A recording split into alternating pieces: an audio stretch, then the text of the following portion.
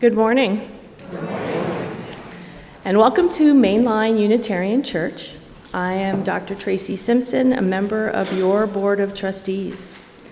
It's so good to be with you this morning, whether you are here in person or joining us online. Welcome. I'm also delighted to welcome any visitors that we might have today. Please join us after the service in the Fireside Gallery across the hall for coffee and conversation. Here at MLUC, we greet all people with radical inclusivity, honoring every individual's inherent worth, background, and unique spiritual path.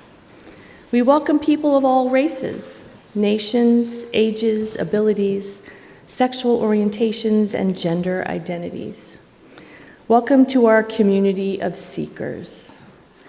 We are glad you are here to share the warmth of this sanctuary and the work of transforming our world.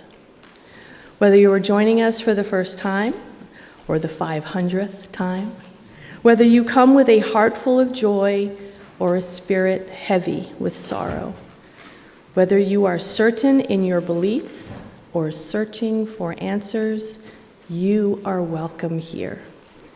We invite you to bring your whole self into this space as we build a community of love, justice, and mutual care. Be sure to check out our order of service on our website for mluc.org to learn more about upcoming activities and services. Leading today's service, please welcome guest minister, Reverend Kerry Mueller.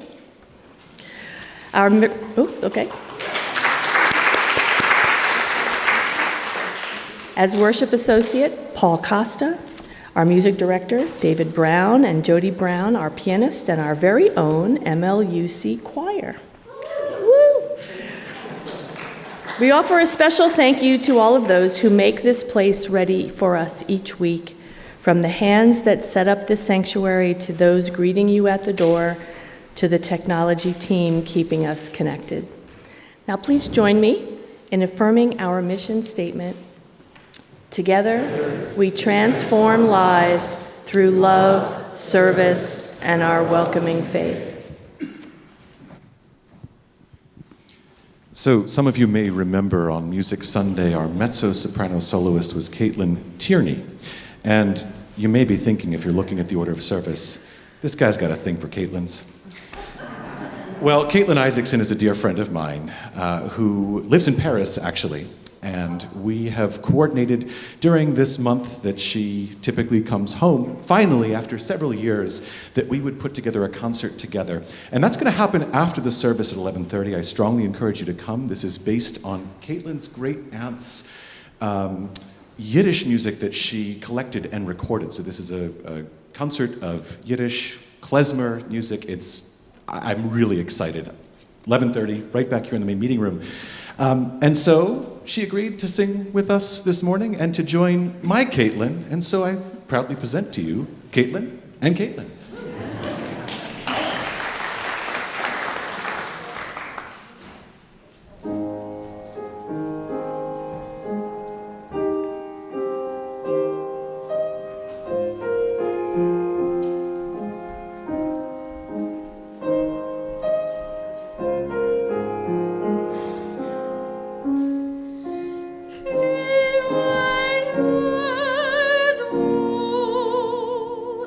Pure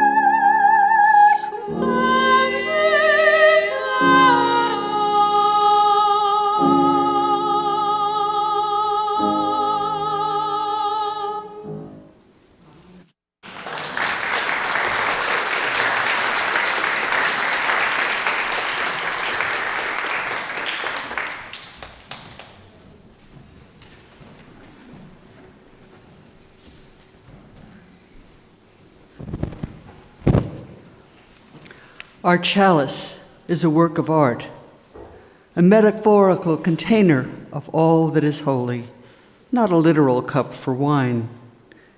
And so, it holds the love of the whole world. When we add a spark, the light, a humble flame, shines forth that love in all its forms, and bathed in the light of love, we strive to become our best, most loving selves.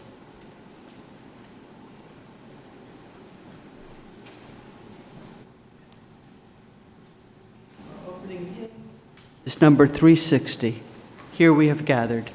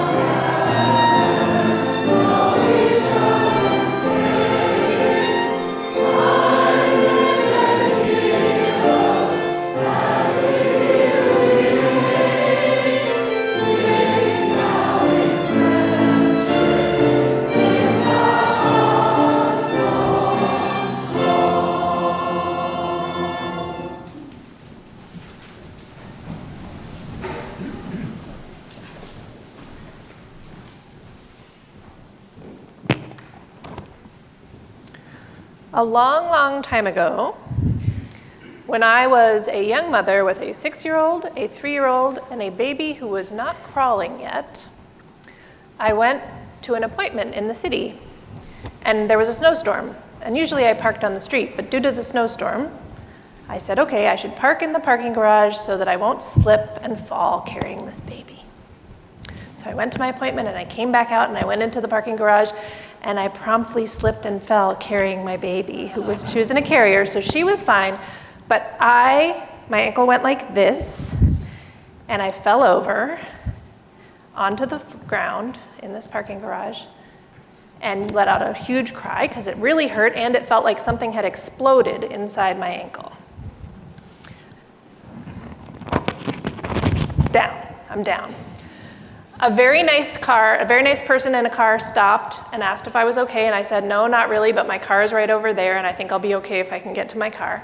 So they walked me to my car, and I got in, and this was a baby who absolutely hated the car. So I knew that if I tried to drive home without settling her, she would just scream the whole hour home.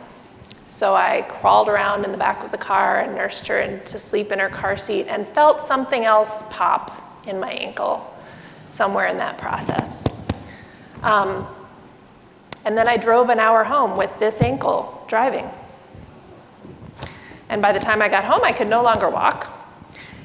But it took me about 3 days to actually go and get anything looked at because I didn't know what was wrong. And I thought, well, I can hobble around, maybe it'll get better. So I finally went to the urgent care and they took an x-ray and said, yep, that's broken. And we have a picture. That's my broken ankle. It's the bone right on the outside. And then I went to the ER and they said, yep, it's broken. And they gave me a splint and crutches because for some reason they can't put a cast on it in the ER. So I had to wait the whole weekend. But anyway, in the ER and the urgent care, what I mostly felt was not, oh no, I broke my ankle. What I mostly felt was relief because now I knew what was wrong and I knew what to do about it. The first step to healing is to recognize that something's broken or wrong. What are some things that are broken or wrong in your life right now? What about in our community? Or our country? Or on our planet? Now, the next step to healing was to realize that I couldn't heal by myself. I needed help. Who do you think I needed help from? I needed help from doctors and nurses, and my family, and my dog. I did have a dog. He was not very helpful. He liked to walk about this far from my butt, which when I was trying to use crutches was actually very unhelpful. Part of that healing was learning some humility, because to have humility is to see yourself accurately, to accept who you really are in relationship to the people around you and to the universe. So what did I have to accept about me in this situation? I had to accept that I am really not a doctor or a nurse, and I couldn't read an x-ray or put a cast on me or decide when it was time for those things to come off. And I had to accept that I couldn't make my bone knit back together faster. I just had to wait. I also had to accept that I'm a person with a lot of people who care about me and my family and want to help. And that was actually probably the hardest part for me, because I was raised to give help, but not to be willing to accept help. I didn't feel okay about it, but I had to get there pretty quick, because the days when somebody helped were good days and the days when nobody helped were bad days. What do you know about yourself that could help healing happen? What do you know about your community or your planet or the world? Which of these things are easy to accept? Which of them are hard? Say one more thing, is one of the scariest parts of healing from my broken bone was the day that they told me that I could take off the boot, like they had taken off the cast and given me a boot, and then they said I could take off the boot and go ahead and start walking again. I did not feel ready to do that. I thought it would hurt. But I got up, and it didn't actually hurt. My body was ready before my mind was. I was surprised. And sometimes healing surprises us. It happens even though we aren't sure it's working. That can give us hope. Even if we don't see right now how to heal the things that are broken in us or our community or our country or the world, it could happen in ways we aren't expecting. In fact, I would go so far as to say it will happen in many ways we aren't expecting. Maybe not on the timeline we would like or in the ways we would like, but it will happen. But that doesn't mean that the things are wrong will go all the way away. They will still be part of us and our story and what happened. And I know this because 17 years later, there's still a bump on this ankle that isn't there on this ankle. It didn't go away. The healing leaves evidence. So I want to invite children and youth to join me in the atrium to go to their classes, and we will see you at coffee hour.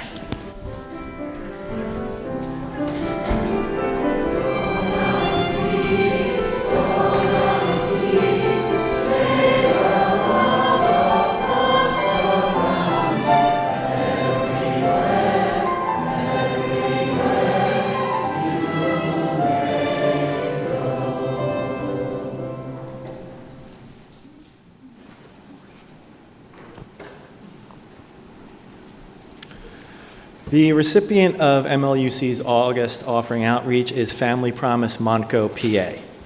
Their mission is to help low-income families and those experiencing homelessness achieve sustainable independence through a community-based response. This morning, we have a short video that will take you back to the origins of Family Promise and tell the story of its founder, Lee Barry.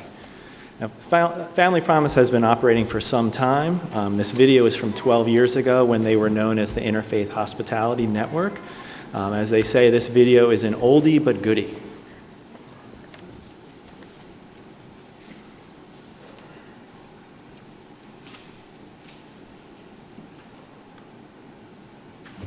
I really did this for the kids. It's so that we could stop the cycle of homelessness for individual families.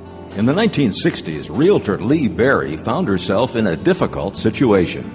I was a single mother, and I had 2 small children. I left my husband, and I was homeless. There are huge numbers of homeless people that are really the hidden homeless, living with relatives or friends just to stay off the streets. Hoping others would never have to experience the same thing, Lee started a local interfaith hospitality network to provide shelter for homeless families. And we'd house them in local churches. The congregation prepares for 2 or 3 months prior to the families arriving. It takes about 90 volunteers.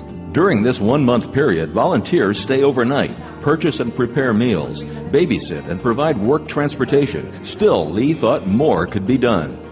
1 or 2 months wasn't adequate. I got the idea of creating a building where families could graduate from the Interfaith Hospitality Network into what we now call Hope Gardens. Hope Gardens is an apartment complex that provides housing for 8 families. Lee raised over $1.4 million to create this facility, providing a stepping stone for its residents. Families can stay here for up to 2 years, and they have all kinds of counseling and opportunities for education and life skill training. It means so much just to know that my child can come in from school, do his homework, and have a room of his own. We're changing lives one at a time. And when a family leaves here, they have a much higher chance of never, ever becoming homeless again. Over 2,500 families have been helped, and they owe it all to Lee. I love this woman. You know, she understands. She said, I used to be where you were. You know, I was homeless too. This little lady, I want to be like that. When people talk about the continual care in Montgomery County, you can't not mention Lee Barry. She literally conceived of this idea in this area, and from nothing built it to where it is. As I put all this together, I realized the Lord had been preparing me for this and all of the different elements of my life. And He was calling me to do something He had equipped me to do.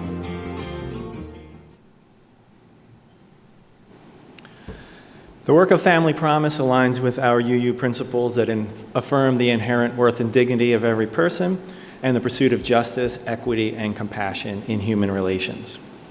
If you would like to make a donation online, follow the instructions that you see on the screen behind me. If you are in the sanctuary, you can also scan the QR code that is on the order of service to make a cashless donation. The offering will now be gratefully received.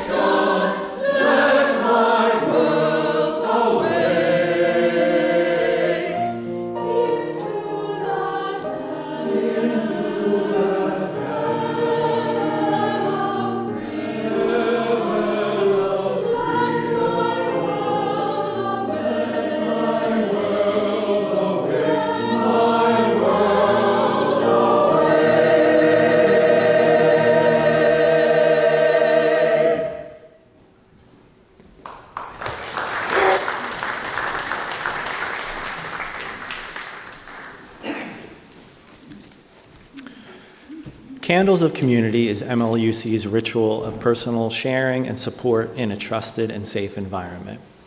After each candle is lit, please join me in saying, "We hold you in our hearts." Both Reverend John Morehouse and the Wheelers, James and Jeanette, ask us to celebrate our longtime member, Catherine Fisher, who turns 100 today. Catherine is one of our earliest members and has served as a board member on Brad Greeley's search committee and was always a warm, welcoming presence at coffee hour.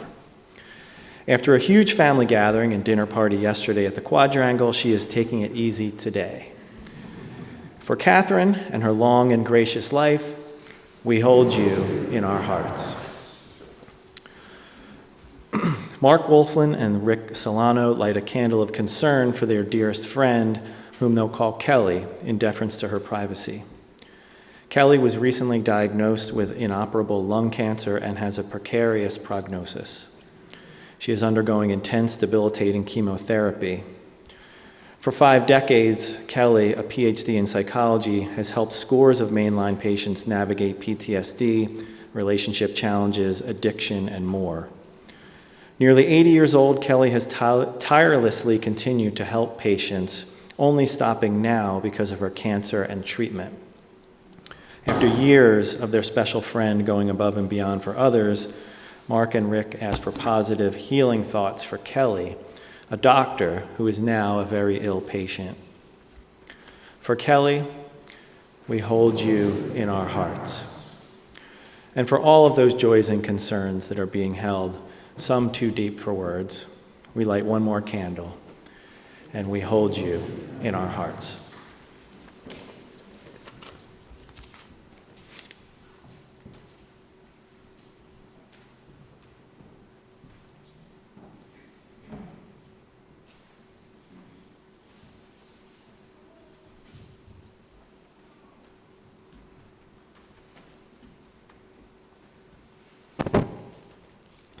Catherine Fisher. I have to tell you, I am so thrilled that it's her birthday today, because in 1961, it was Catherine Fisher who would pick me up at Penn Arch at Bryn Mawr College and bring me to this congregation.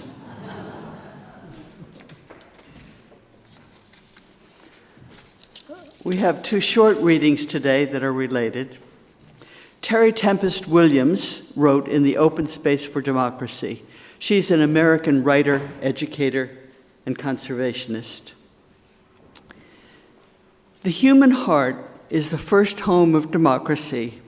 It is where we embrace our questions. Can we be equitable? Can we be generous?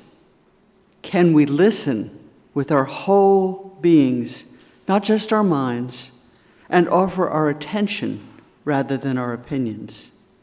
And do we have enough resolve in our hearts to act courageously, relentlessly, without giving up, ever, trusting our fellow citizens to join with us in our determined pursuit of a living democracy? Parker Palmer, a Quaker theologian, responded to this quote in an On Being blog in February of 2016. If I were asked for 2 words to summarize the habits of the heart citizens need to help democracy survive and thrive, I'd choose chutzpah and humility.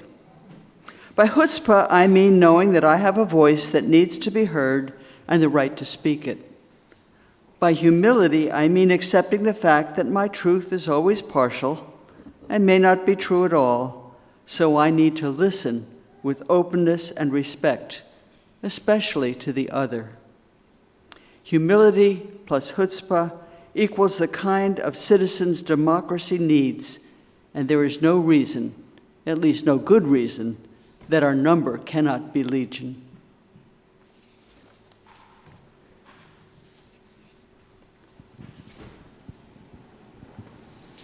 I wanted to excerpt just one part of the program that Katelyn Isaacson will be performing with the two of us after the service, and it was just so perfect that my favorite piece on the program is such a hopeful piece and so perfectly tees up Reverend Kerry's sermon. A nagun is a type of wordless prayer, and while there is some text, in addition to some vocalizations on syllables, this piece regards a song in which the narrator, the singer, finds hope every time they sing this melody.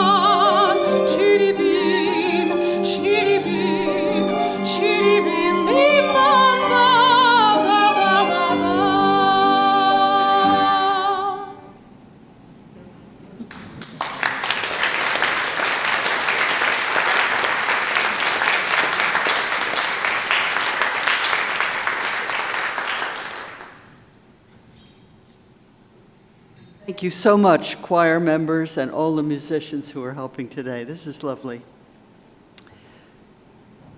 A story, a true story, posted online by my friend Meg Riley.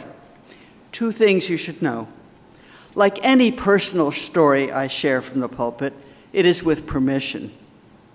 And Meg is not only my trusted colleague, she is a star. having held several important positions within the Unitarian Universalist Association in social justice and governance, and she was minister of our large online congregation as well. I've edited a little for length. So as she is driving to the farmers market in Minneapolis, where she lives, in early spring, Meg muses on a conversation that she would like to have, and then, magically, it happens. She writes, "And then at the market, I was buying plants, as I do, from an old white farmer and his wife, who I have guessed to be kind of conservative, because unlike many of the other farmers, they never say they like the shirts that I wear about the things that you might expect my shirts to wear." And I'll tell you that besides being a liberal minister, Meg is a lesbian and the mother of a non-binary person, so you can imagine. So I said to the guy, "How are you? Did you have a good winter?" expecting him to reply superficially. He said, "I'm fine," but with a totally miserable look on his face. So I said, "Well, you say fine, but you don't look fine at all. Are you okay?" And he said, "It's politics. I feel betrayed, like I don't have a country anymore." And he went on about the war in Iran and the cost of gas and groceries, and then he segued into all the lying. And as I'd imagined, I listened for a good long while, and then I tried my line. The lie that upsets me the most, that he tells, is that we are not compassionate, that we are cruel. I don't think that's who people really are. And man, it opened a new door. He told me that his neighbor out in the Minnesota countryside was snatched by ICE, such a great neighbor, so kind, so generous, and that he felt helpless about it. And it happened so fast he didn't know what to do, but now the family is suffering. And then he followed me around while I bought plants, and he talked, and I kind of felt ready to go home. But he didn't. So I finally bought my plants, and he said, "Thank you. I really didn't have anybody to talk to about this." So that's the heart of the sermon. You can go home if you want. Or you could stay for the music, or we could just unpack it a little. Hope, healing, and humility.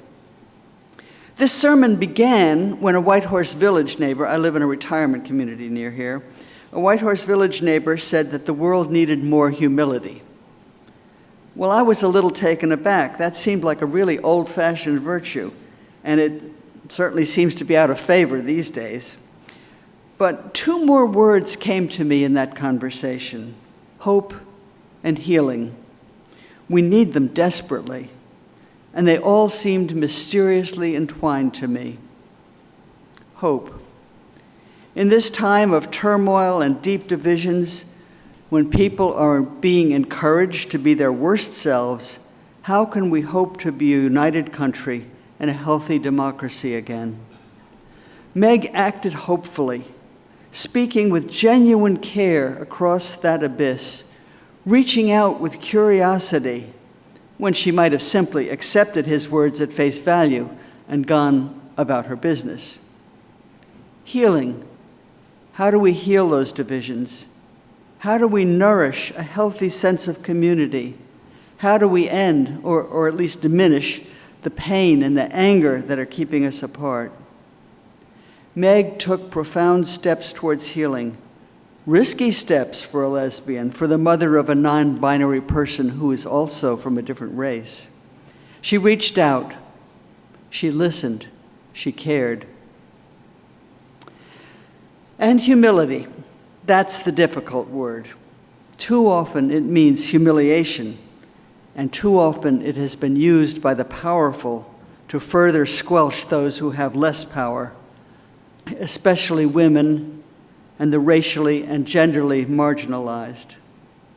Meg acted with genuine humility, taking that risk, asking and listening, rather than proclaiming and arguing, or rolling her eyes, or any of the other unsympathetic reactions she might have been tempted by. centering the old white guy and his distress rather than her values and her certainty. And then she listened and listened and listened. So what does humility mean, and how am I using it, and why is it valuable? First, let's look at the etymology. I always do that. What lies deep in its roots? Humble is a word that goes back to Latin humus, of the earth, down to earth. Not related linguistically, but interestingly, in the Hebrew Bible, Adam also means earth, the first person, made of clay. We are all earthlings, good, basic, solid. Now we'll skip the long history of human hierarchies that turned the virtue of groundedness into the shame of lowliness, but both of these ideas, earthy and demeaned, have been around for a long time. To get a better sense of the meaning and value of humility to the people around me, I asked online, I asked in person. Two deeply related streams of thought emerged. One about not centering ourselves, acknowledging our limitations, our ordinariness, and the other, recognizing that we all have different gifts and different limitations, and that we are each precious and have much to contribute. So here are some of the answers I got. From Nancy Hopko, a Whitehorse Village colleague, a nursing educator. "It's not about me," she wrote. I asked my doctor, Guy Mo, a Buddhist from Myanmar. He said much the same. It's the other side of the Hindu idea of atta, self. If an aggressive driver cuts you off, it's on them. They are suffering from anger about something in their lives. It's not about you. Barbara Hogue Gaydon, another UU colleague. Not special, just another bozo on the bus. Bunny Bryant, a Whitehorse Village neighbor, a teacher, a poet. Thinking I could answer that question might suggest that I'm not humble. If I quoted a line from one of my own poems, that would be worse. So I will refrain. And that word might work just as well as a definition for this moment. Kathy Edwards, another colleague, knowing you're imperfect always. Linda Noble, another nurse, a UU from Gettysburg. To me, humility is living with the acceptance that 1, I can't possibly know everything. 2, I am not always right. 3, we are all, as individuals, important and deserving of life, liberty, and the pursuit of happiness. You can tell when she answered me. Luann Merkel, she's a pottery classmate, an artist. Knowing that my openness to what is happening is more important than asserting or projecting what I think I know. Jerry Frost, a retired professor at Swarthmore, a Quaker, he shared his practice. Before I read my own students' senior theses to grade them, I first reread my own.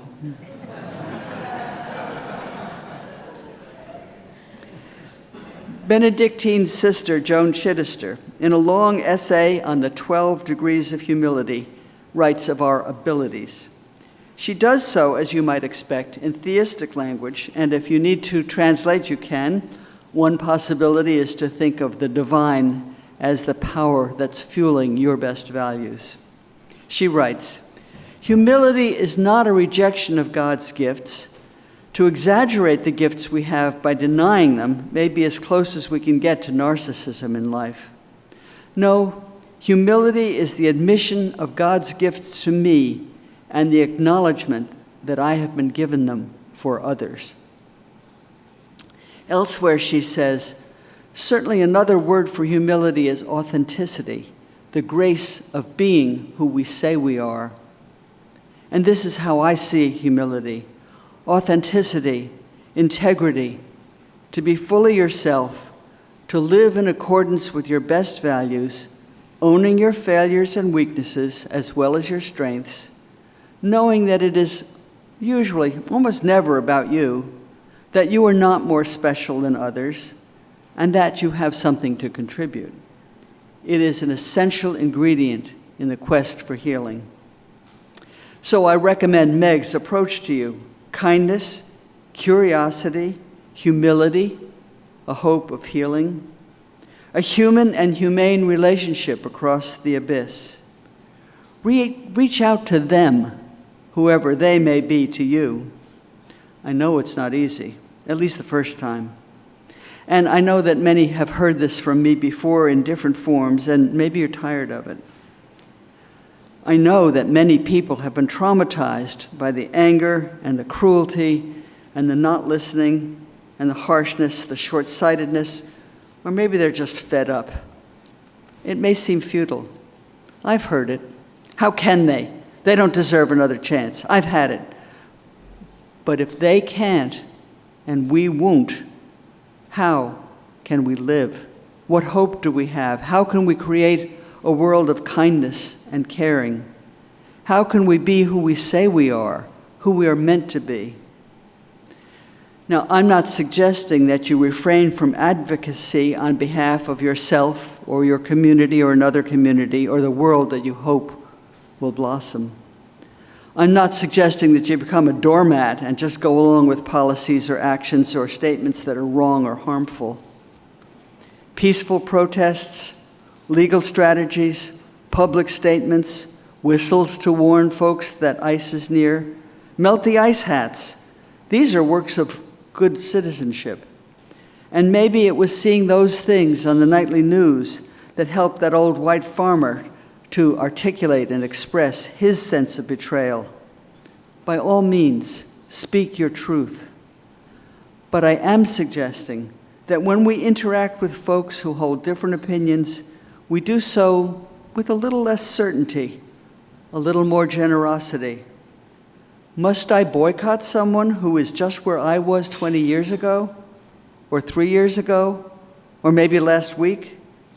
People evolve at different rates from their different characters and their different experiences. Can I extend some grace? Can I find common ground? Can I gently offer another way of thinking? Can I listen and try to understand? There's plenty to rage about. But can we pause? Here's Meg Riley again.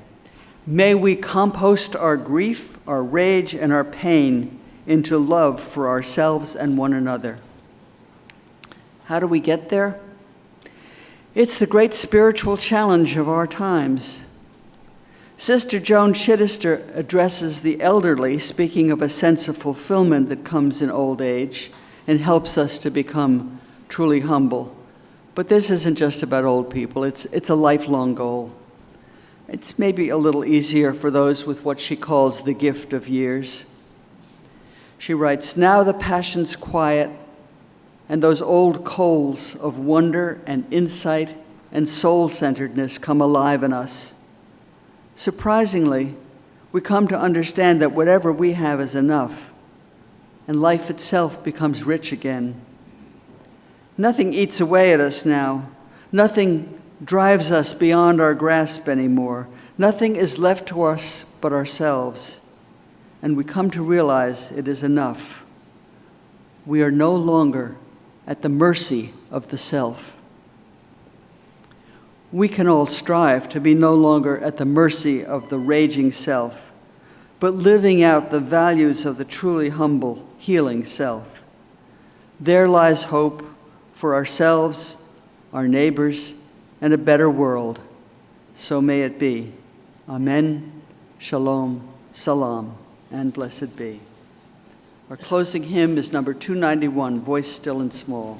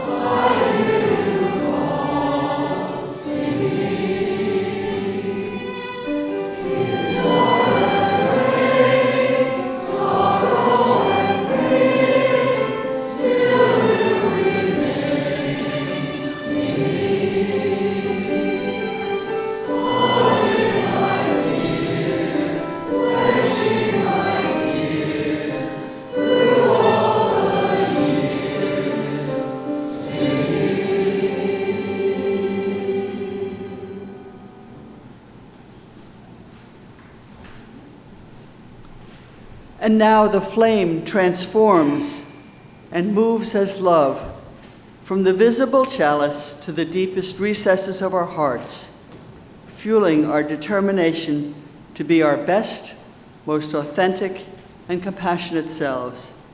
May we go forth, after the prelude, filled with hope, healing, and humility. Amen, shalom, salam, and blessed be.